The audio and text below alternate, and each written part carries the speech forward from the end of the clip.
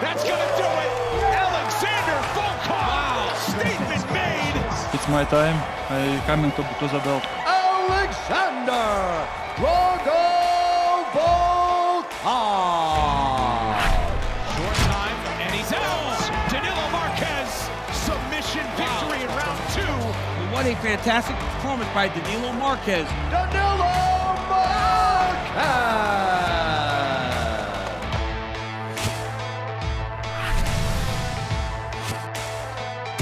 Welcome to UFC Unfiltered.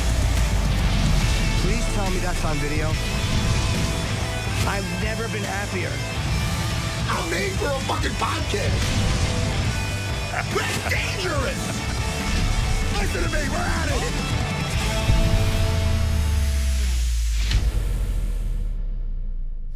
Welcome to UFC Unfiltered. Today, Matt and I are going to be joined by Alexander Volkov, main event fight against Ciryl Gane this Saturday night. That's an incredibly exciting fight with definitely, I think, title implications, even though it looks like it's going to be Lewis and Ngannou. I think Ciryl Gane has risen so quickly that if he wins, he very well may be next in line if it's not a trilogy with Stipe.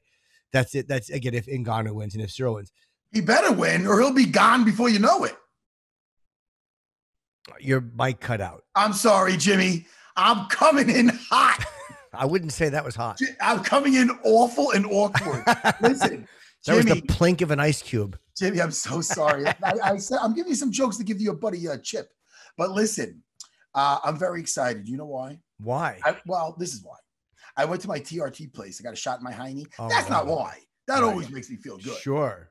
And I got on the scale under 200 pounds. Oh, good. That's good. Good. Now, listen, I know people like, what do you think? Didn't you fight at one point 155? Didn't you win the belt, shocking the world in the process at 170? Why are you happy about walking around at 199? Do you know why? Why? Wait. Yeah, why. Matt's got abs. How does that look? God damn it, Matt's got fucking abs. Look at this. Look, I'm trying to pinch. Let me pinch. Hold on. I don't want to exaggerate. Let me pinch. Fuck yeah, Jimmy. I can literally pinch Fuck more. yeah. I can pinch more on my eyelids. I can pinch than more Matt on your has. cheeks. If you were here, I'd pinch your little cheeks. But listen, Jimmy, My fat cheeks. thank God that Volkov is ready to go, or else I might just lift up my shirt again. Yeah. Come on, man. On the 200, I feel powerful, Jimmy. Wrong.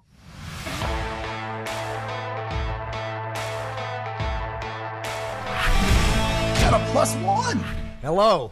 Oh, yeah, sorry, I have to translate it because it's hard for Alex to listen for the fast talk and the funny talk, but he's a funny guy himself, so I'm here as a manager and a translator who will help him. Well, nice to meet you. Nice to meet you also. It's an honor, man. I saw your fight real time when you became a champion, and I was much smaller. Oh, man. Thank you so much. And I love your hair, by the way. As a bald man, I'm jealous of your hair. Look, Volkov understands that. Yeah. It's my lifetime problem because I don't cut my hair because it's grown too fast. Dude, you look like Thor, man. It works. Thank you. Yeah. Nice. Well, nice to meet you.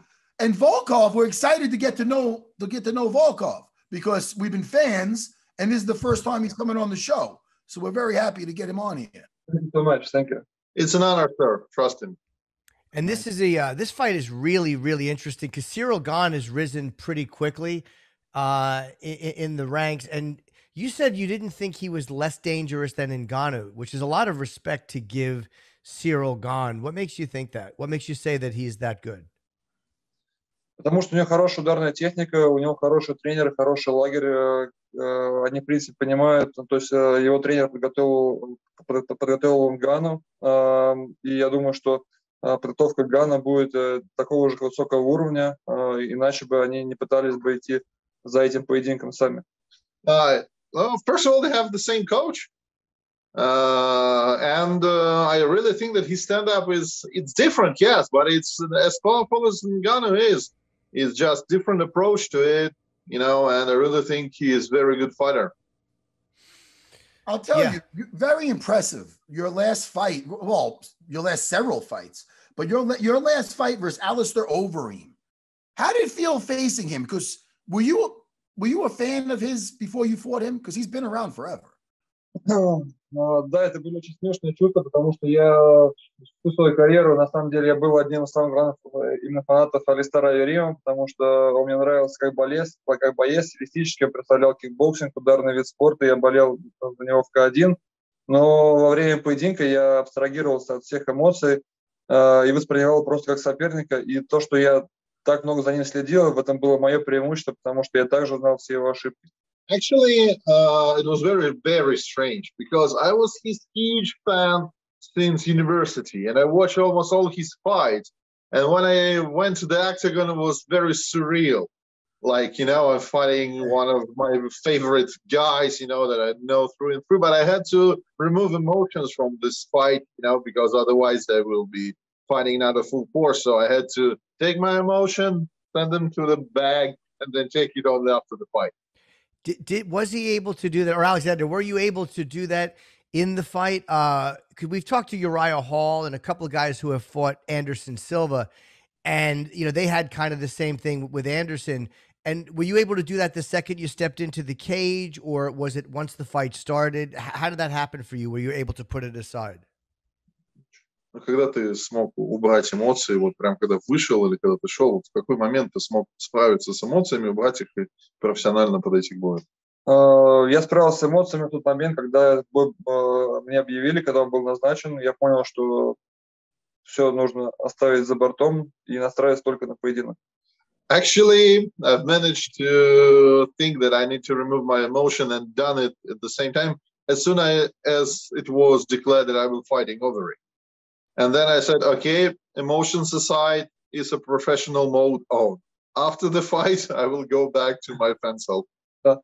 Ну, как только поединок закончился, мне стало опять мне очень обидно. But when the fight ended, I was very, very, very sad that he lost.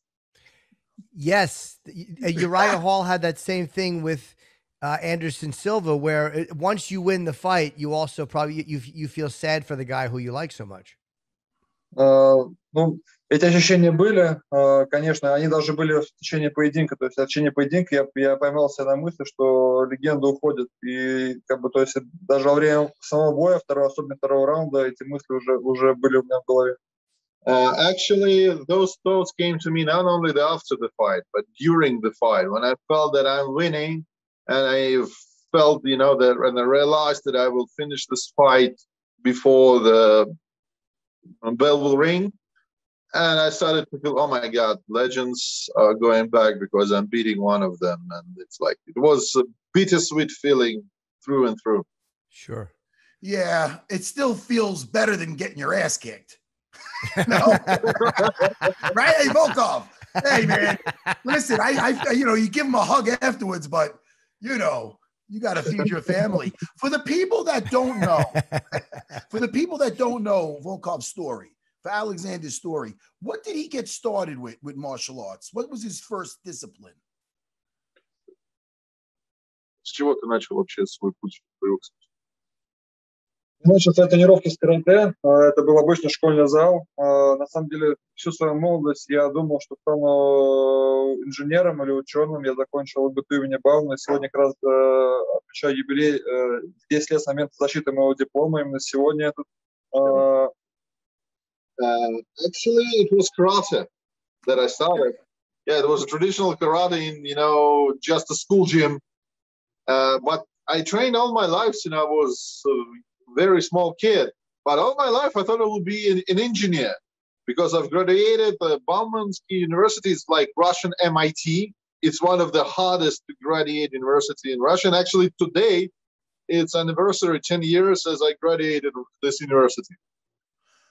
Oh, wow. So wait, so when did he decide, instead of going with the education, to go into the fighting world? When did he make that choice? Получается, что в самые последние 2 курса моего обучения я уже выступал и когда я заканчивал университет, у меня уже был рекорд 11-3 смешанных единоборств, и поэтому для меня выбор был уже очевиден. Actually, I started my professional career 2 years before I graduated university, and I was doing this both, studying and fighting. But by the end of my university, when I've received my diploma, I was already 11-3 as a professional. Yeah. So it was quite an obvious choice. I mean, it's such a long way, you know, when I only graduated university, you know, then starting all over again and becoming engineer. So I decided to go to fighting as I already had a career there. And being a really a very, very large guy, when large guys are kids, sometimes they have nobody fighting them, or sometimes everybody wants to fight them to see that they can kick the big guy's ass. So growing up, did you fight a lot, or did you not have to fight at all when you were a young teenager? Я в детстве большой, много дрался. Докапывали тебя, дрался, На самом деле, когда я учился, я был высокий, но я всегда был худой, и я больше был похож на ботаника, чем на кого-то спортсмена. Actually, growing up, I was tall, but very, very skinny. And I was looked like a nerd, you know. I was tall, skinny nerd. And basically, no one could dream of that I'm fighting, you know, since I was a very small kid. И как раз сегодня я выложил фотографию с моего именно выпускного в институте. Мы можем посмотреть, что уже к тому времени у меня было 14 боев, но в то время я еще выглядел как ботаник. Actually, I've just posted a picture from my graduation day. In Instagram, you can see how skinny and small I am, how nerdy I am, but I already have 11-3. Oh, when you graduated. What did you want to do when you were a kid? When you were, what did you think you would do when you got older? Кем ты хотел быть, когда был ребенком, и кем бы хотел стать, когда вырастешь? Я хотел стать инженером, потому что у меня очень хорошо получались математические науки, физические науки. И параллельно тому, что я тренировался, я выступал на научных конференциях, уже будучи в школе. И поэтому у меня был очень большой шанс стать именно инженером. Actually, I always wanted to become an engineer, to create and invent new technologies. And I was very good in math. I participated in science conventions a lot, as being a small school science convention. And, you know, everyone was 100% sure that I will become an engineer or a science officer, something like this. And I really wanted it, but life is life. Yeah. Oh, so you didn't just look like a nerd, you were a nerd, but you're a dangerous. Yeah, complete nerd. He's still a nerd, trust me. He's still a nerd. Trying to get him somewhere, I don't know. He said, I'm playing my computer games. That's all I do. That's basically me too. Does he ever play virtual reality? Ask him if he ever plays this. Yeah, it's a funny story. I will tell you, will not want me to tell this story. First Please time, do. because I'm a businessman, I own a couple of IT companies, and one of them was developing some new VR stuff. I asked him to come to test it. And when we put a horror game, yes, you would see that guy. He was sweating. Oh, Lord, you know, just a Bellator champion, you know, professional fighter. When he sees some ghosts, he's like, yes. Then he just took it off and said, I will never play this again, ever. That is great. That's a good advertisement for your horror video game. It's so scary. A savage UFC heavyweight contender won't even play it. That's great. Yeah, exactly. And he's like, it was very funny when there is you walk and there is like a corridor. While he was in VR and I'm walking on the TV, he went to that corridor and there is a girl in the end of this corridor. Said, thank you, game over. Yes. That is hysterical. Jimmy, some of those games are scary. They all, yeah, I played one, but I get motion sick, so I have like the Oculus Quest 2, which Matt talked me into getting. And I played like the Exorcist game, Heretic, and I couldn't figure it out, but it was a really creepy, uncomfortable vibe. And I was only on the first level of it. So yeah, it is kind of frightening. So besides MMA, what is Volkov? What do you like to do? You like video games? What else? Movies? Is there anything he's reading or watching now that he wants to turn us on to? Со временем я, конечно, поскольку обзавелся семьей и ребенком, конечно, мое самое любимое времяпрепровождение — это ходить с ребенком, конечно же, играть в видеоигры, но надо сказать, что большинство своего времени я сейчас трачу именно на спорт, и даже вне боев я стараюсь тренироваться максимально много и всю свою активность посвящать тому, чтобы она хоть чуть-чуть, но помогала мне становиться выносливее, сильнее и так далее. Actually, I had a lot of hobbies before I got married and had a son. Right now, my favorite hobby is my son. Spending time with him. 3.5. So my favorite hobby is spending time with him. And then when I have a free time, I play computer games.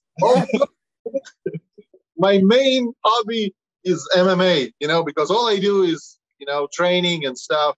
But still I have time to play. And as I might add, well, we were driving from LA to Vegas.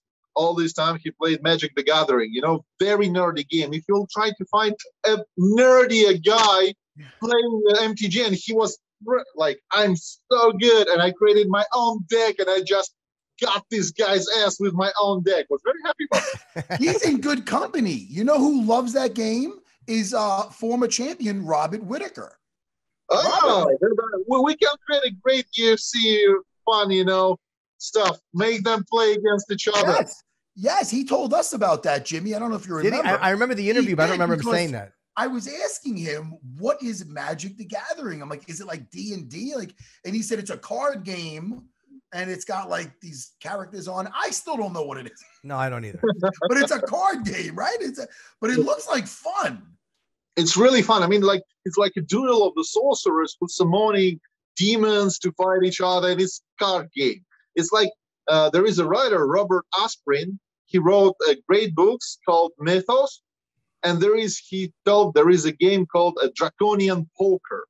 It's the hardest game to understand on earth. So he basically took MTG and called it Draconian Poker. So it's like MTG is not an easy thing to learn to play. And he was playing it since he was in school. Wow. And still I playing like it. that shit. I like all that nerdy stuff. I just don't know how to play any of it. That's why I just think my video. I will teach you. If we will meet, then he will teach you. Don't worry. Yes. Well, do you play chess? A lot of guys who are good at math are good at chess. Немножко играю в шахматы. Я играл в них больше в школе, но со временем, конечно, когда начинаешь расти, оппозиция все увеличивается, во-первых, становится играть сложнее, а проигрывать я не люблю, поэтому я перестал играть. First I will translate, then I will comment. First of all, he loves to play chess with a lot of people. He loves chess, but he hates to lose. So he doesn't play chess anymore with us. Because me and his trainer, Taras, we play chess a lot. Once he loses, he can't fight his place. He hates losing. So if he loses even in chess, he will, spend night without sleep learning some new move to defeat you. Right. So he's like the wrong person to win. Because if you win him, he will be so sore. And until he will win back, he will be most miserable loser you ever met. Well, that's a good quality in a fighter, though. That's a good quality in a fighter. Made him a champion material. Yes. And Alexander, what do you think you have to do to get a title shot? Francis, it looks like it's going to be Derek Lewis. Nobody knows if John Jones will actually fight at heavyweight. There's also a Stipe trilogy. If you do beat Ciryl Gane, what do you think your road to get a shot at the belt is? На самом деле, этот вопрос спрашивают меня перед моим каждым боем,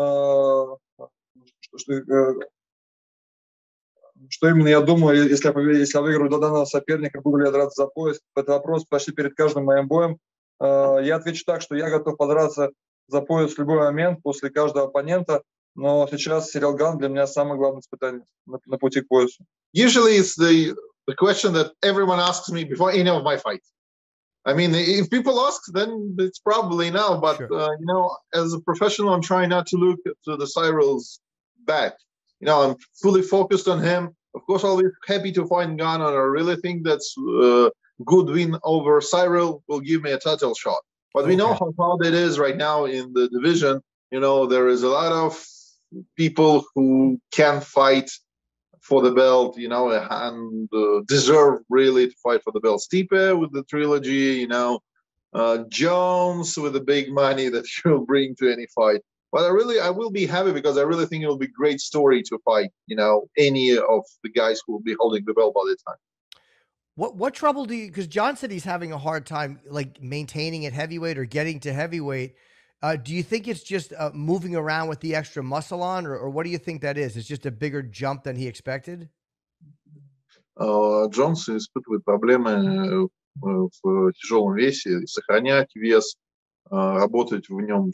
С чем ты думаешь это связано? С большим количеством мышц, когда ты переходишь на вес выше? Тем более ты можешь об этом рассказать. Надо сказать, что у меня есть такая же проблема. Я очень долго выступал в тяжелом весе, то есть моя карьера началась в тяжелом весе, когда я весил 97 килограмм.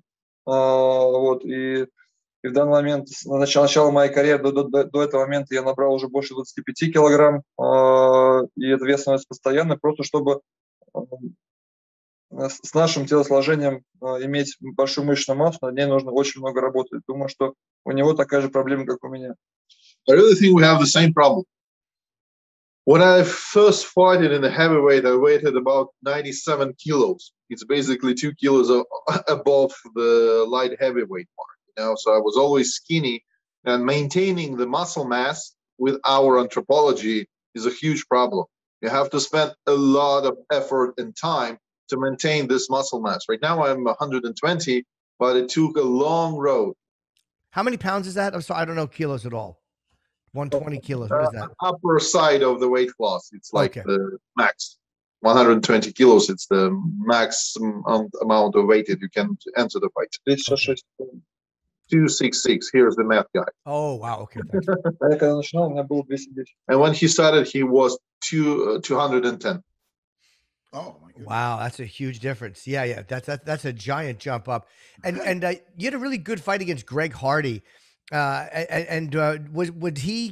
Did he bring what you expected him to bring? His cardio seems to have improved. I was kind of impressed with Hardy, even though you won that fight. What did you think of him? На самом деле он меня впечатлил. Надо сказать, что это была замена. Я готовился к другому оппоненту. Немножко именно поэтому не сумел учить его до конца, и пришлось это делать во время поединка. Я это не люблю. Но я думал, что он не очень любит терпеть боль. Я думал, что после нескольких ударов он сломается, но к его чести он потерпел очень много ударов и провел поединок до конца.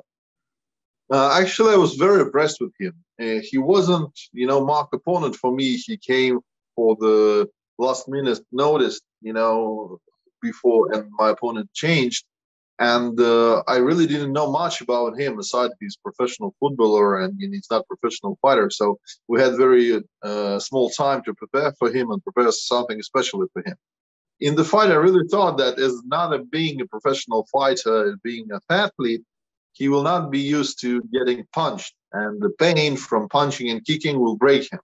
But to his honor, he survived it, and he showed himself a very durable fighter with a good cardio and a fighter in heart, because otherwise, if you've been only an athlete, we saw a lot of people coming from different sports to our sport, having received a punishment, going to stop fighting or going to fight much less, or doing, all the stuff that helping them to evade the fight.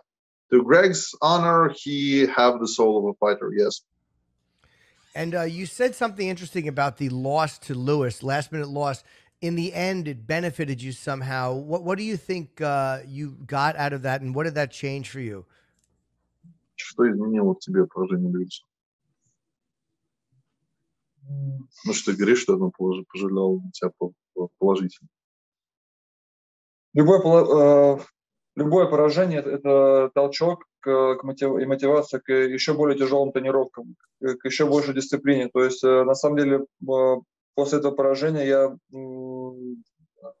убрал именно все лишнее из своей жизни и начал заниматься только тренировками. И плюс ко всему я понял, что мне необходима дополнительная физическая сила, физическая масса, чтобы прогрессировать дальше в этом дивизионе, потому что до этого я не испытывал проблем именно с физической силой, в бою с Льюисом именно, может быть, этого мне не хватило нокаутирующей мощи, чтобы закончить бой досрочно, а не вести технически все 3 раунда и потом так неудачно закончить поединок.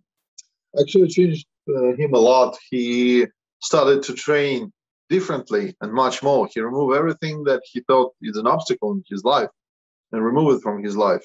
Yeah, for the first time, he started to bulking up as he thought that the punching power and the power overall was lacking in this fight because he should have finished it much earlier, not by the points, but by the KO, TKO in the first, second, or during the third round.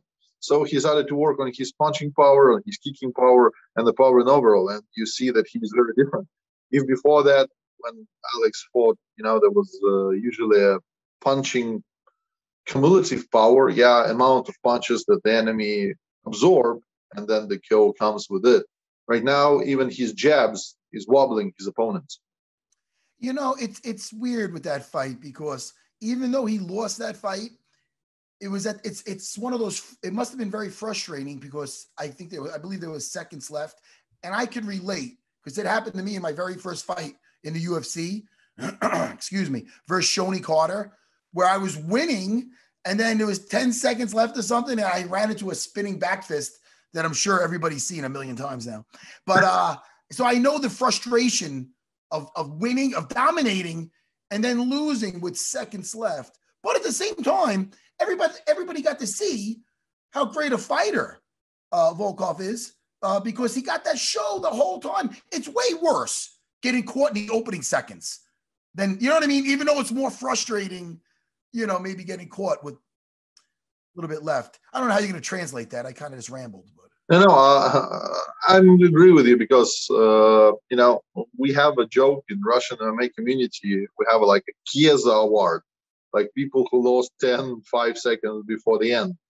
It's always very frustrating and you won this place. And we as a cornerman, I can say that we very, very were frustrated. And I think it's our fault, not his, before we didn't tell him to stop. But to our, let's say, small thing is that we really thought that he's finishing the fight. The fight, we thought that there's a couple of shots and Lewis will fall. Yeah. But we never told him back down. But let's get back to positive, Vil. Perseverance, baby. He came back from that and he's kicking ass. So this is great. Yeah. Yeah, I think that was a while ago. No, you had you had a couple of your last fights, 2 second-round TKOs. Yes. And I'm looking forward to this fight. This is a really, really good matchup. Ciryl Gane has looked great, but so have you lately. So good luck on Saturday. It was nice to talk to you and to have you on. And honestly, whatever happens, I look forward to seeing your fight again. And good luck on Saturday. Thank you. Thank you so much. Nice to meet you, both of you guys. Alexander Volkov. Good talking to you, man.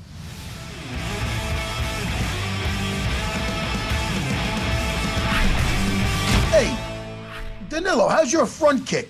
Did you ever front kick somebody down a well, Leonidas? Look at you. Yeah, I think I'm looking at the movie 300. Hold on a second. Give that guy a shield and a spear. Yeah, buddy.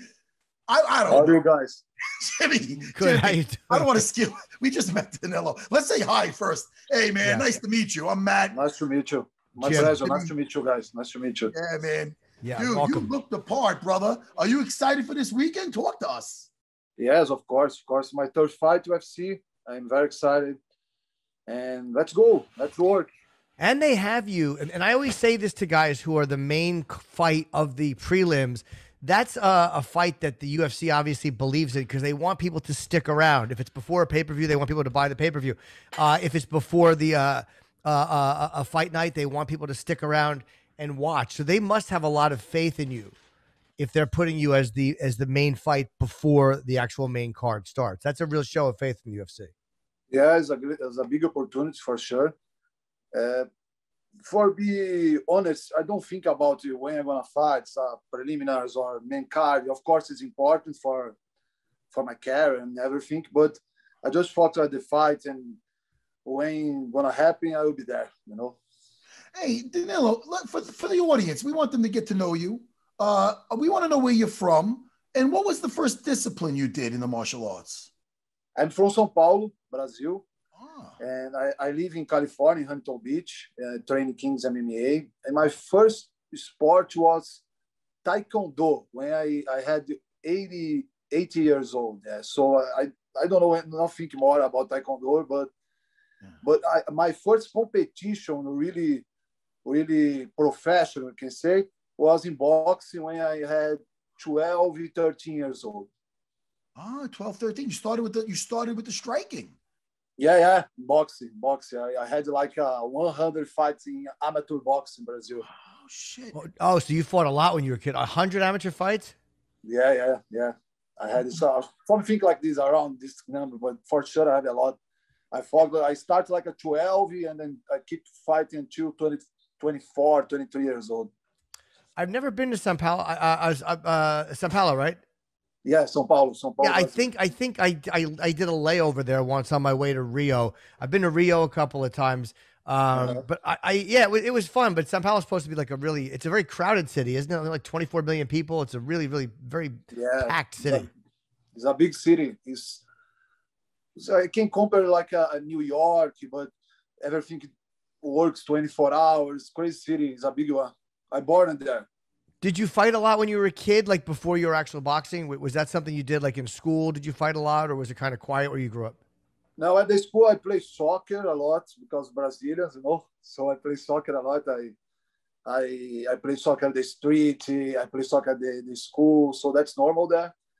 And I got at the gym for start box with my sister when I had something like 12 years old, 13 years old, and I start to competition inside the gyms, small competitions, and I keep going until the IBA one, amateur boxing in Brazil, like a Brazilian selection. I had there. So Campeonato Paulista, we count Paulista Championship is a amateur box competition in São Paulo, Brazilian amateur boxing championship. So I fought a lot there. What made you want to go away from the path of boxing and into mixed martial arts? When I was in boxing, some guys from martial arts like André Galvão and other guys, Demian Maia, they came and trained with us boxing for them fighting MMA. Yeah. So I met these guys and start conversation, make friends. So I started jiu-jitsu and doing some competition in jiu-jitsu too, because I love grappling. And after that, when I was 25 years old, I started training MMA, training wrestling to know how to put the guys at the front to do my jiu-jitsu, because that's important. And keep going. I'm here now. How was the jiu-jitsu? How was the transition when you started training jiu-jitsu? Because a lot of the strikers are like, I don't like this shit. Let me get back up. Did you enjoy the grappling? Yeah, I enjoy it. It was natural for me. I don't know why, but when I started, I love it. Oh my God, that's amazing. I started training jiu-jitsu at the middle of my career box, like at 18, 19 years old. Oh, wow. And I was in some gyms with my friends there and training a lot, because the guys came from me, make boxing sparring with us, and after training jiu-jitsu with them and learning. I was in a lot of competition, jiu-jitsu Brazilian championship and international and others. So I learned a lot and I enjoy a lot. I like it. And I put in my game MMA. Was natural, my God, I had to do this before. Why I didn't, That's awesome, man. Was Mike Rodriguez your first finish? That was your first finish? In UFC. Yes. I had a lot of submissions before. Yes, in UFC was the first one. And did you know he was out? Because it didn't look to me like he was out, and all of a sudden the referee picks it, and he's completely unconscious. Yeah, and the moment I felt he's coming. So he's almost out, and if you look the recorder, I look at the referee and wait for him to stop, because he had to do. So I felt. Oh, you felt that he was. Yeah. That was really that was very, very, very impressive. And what are you expecting against? And it's always hard for me to say his name. Kennedy Nzechukwu. What are you expecting from him? Man, I supposed to fight against Eddie Herman. Yeah. They changed the fight a couple weeks ago. Oh. And it's a completely different opponent. He's a southpaw guy, tall guy, like the Michael Rodriguez. Michael Rodriguez was southpaw, tall guy like me. So it's a good fight because in Kings MMA, I had a lot of partners, southpaw and other partners, to train together and make my plan to this fight. So I expect a good fight for us, and I expect I can do my job very well. Oh, shit, yeah. Yeah. Hey, let me ask you one thing. For the audience at home, we like to know something besides training, besides MMA. Give us a hobby you like, a book you're reading, a show you're watching. I like to watch movies and season series. I love the TV shows. That's my first hobby. Together with my wife, we love that. Go to theaters. I love this. Yeah. Well, you watching any TV shows? You watching any series on Netflix or anything? Yeah. Netflix, Vikings? Amazon Prime. Yo, check out, if you have Amazon Prime, check out Vikings. Vikings. I'm telling you. I've been telling you forever. You don't listen to me, but I'm telling you, you'll love it. Okay, I will try. Okay. I just finished Animal Kingdom a couple days ago, and I'm waiting for the next season. What is that about again? I don't know that. People told me it's about a family in California. They came from Oceanside. They are like gangsters there, you know. Yeah. But it's a different kind. They are surface guys, gangsters guys. The mom, she's a boss. It's a crazy, man. You have to see it. Okay. Yeah, but it's not based on anybody. It's a show. It's not based on anybody real. I don't think so. I don't know. But it's very possible. It's very possible because it's really good. Yeah, it's hard for me to get into a new show. Like every time, like a show has to grab me immediately. I'm not very patient with new shows. Like if they don't have me by the first episode, I won't give it a second episode. He's a tough critic with that. I can watch one season in one day. I love this. If I like it, I can. Yeah, if it's good. Like Matt recommended Vikings, and everybody loves Vikings. And I watched part of one episode, but I got distracted. So I'm going to try it again and see if I can get into the series. Vikings is really good, but Vikings. But they have other one because the history about Vikings, I think at the regular seasons is different because when you read some books, you discover some things different from the seasons. So they have in Netflix other one. The name is Last Kingdom. Last Kingdom. Yeah, I think it's more from the books. It's not so, I think so. I like both. I like Vikings. I like Last Kingdom, but I think Last Kingdom is more like books histories. So they follow more, Yeah, you see I'll tell you, they're both very good. My wife, she watched Vikings with me. She loved it. Loved Lagatha. There's some really great characters. I tried to get into Last Kingdom. Can't do it. I don't know. So, I don't know. Good stuff, though. Yeah. All right. Well, listen, it was good finally having you on. And, again, it's a great fight. This Saturday, you're the main fight of the prelims, which again, those are always guys that the UFC feels very, very strongly about. So good luck. And you're in a really stacked division. What do you think of the state of the division before we let you go? And Blachowicz and what do you think? About the belt, you mean? No, and just about how the division itself and how the division itself looks. Man, the division is pretty good. I have a lot of good guys, for example, the belt fight now, I'm with Glover, so I think Glover can be a champion, and he has us 43 or 44 years old. I'm not sure, but he's a really good guy. And the 10 first fights at the rank, you can see a lot of good guys there, but they don't have a good grapplers in this division, in my opinion, and not just one or two. So I think it's a good way to build some stuff in this division. Yeah, you're right too. And when you see Glover fighting at that age for the belt, it's got to be encouraging to fighters too. For a guy to be getting such an important shot so late, guys like DC, Fighters must know that there's so many years of fighting left if you stay healthy. Yeah, for sure. That's a good thing to watch. And my God, I can do this too, So yes, I agree. All right. Well, it was good talking to you, and good luck on Saturday, Danilo. It was, it's obviously a great fight, and it's a really, really good main event too, between Gane and Volkov. So we'll definitely talk to you again.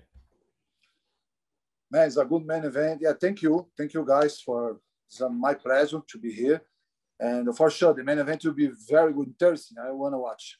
All right, we'll talk to you again, man. Good luck on Saturday. Thank you. I appreciate it, bro. Thank you. All right, thank you.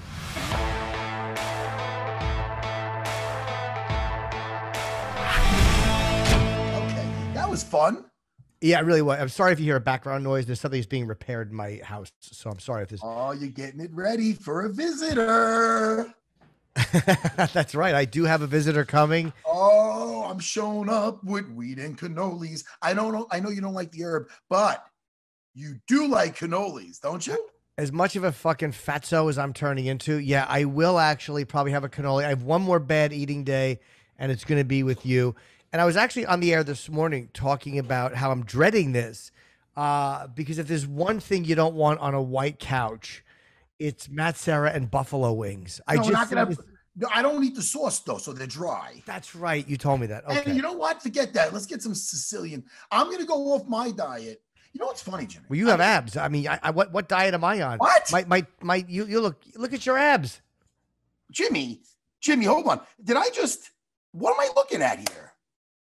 Look at this one. Hopefully my disgusted face. Hopefully you look. Jimmy, so proud of my head. I'm gonna do I'm gonna do the medicine ball a little bit, little hand it to my buddy after we get done doing some jiu-jitsu later. I've been living at my school. I've been teaching a kids class lately. Isn't that funny? Not really. Well, no, but do you like teaching a kids class? Is it like easier or harder than the adults? I never really did it. I'd always stop in and do it once in a while because, it wasn't really my thing. But now I got all my 3 kids in there. So I it's a little extra motivating to be like, you know what? I'm going to teach tonight's class because my kids are in there. They like when I teach too, and it's fun because I know I'm going to be giving them, not that my students will, of course, too. Everybody at my school is phenomenal. But, I like to give a little TLC to my, hey, look who's calling, by the way, everybody. The Funk Master. The champ is calling. Let me just tell him, Funk Master, you're on UFC Unfiltered. I'm doing the podcast with Jimmy. He says hello. Yes, tell him I said hello. All right, man. I'm going to call you when I'm done with this. Okay, buddy? All right, later, Funky. You want to do a few picks? Yes. All right. Yeah, let's do our picks. We'll pick, let's see. Let's pick the, what do you say, the main and the co-main. Okay. Now, the co-main is tough, too. Tanner Boser against Ovin St. Preux. We like both of those guys a lot. Wait, Boser's coming off 2 losses? Yeah, I know. Arlovsky and Latifi. I feel like he just fought Latifi. When the fuck was that? June 5th. That was June. Yeah. Wow. Yeah, that was really recent. What's going on? Is he a last minute replacement or something? You know what? That's very possible. All right. I don't know. That's a good call, Matt. Maybe it is. This is what I'm gonna say. I like that Ovin St. Preux, but I do too. I feel that Tanner Boser, he's been looking like a savage. Those other fights were close. I don't know about I got to watch the Latifi fight again. That's a split decision he lost. But Arlovsky, I don't know, was a loss. It was a close one too. I think he's going to get back on the winning track, and I think he's going to take out Ovin. I don't know though. OSP's yeah, well, they're fighting at heavyweight too. So what does that mean? OSP is going back up to heavyweight. Yeah. Ooh. Yeah. Oof.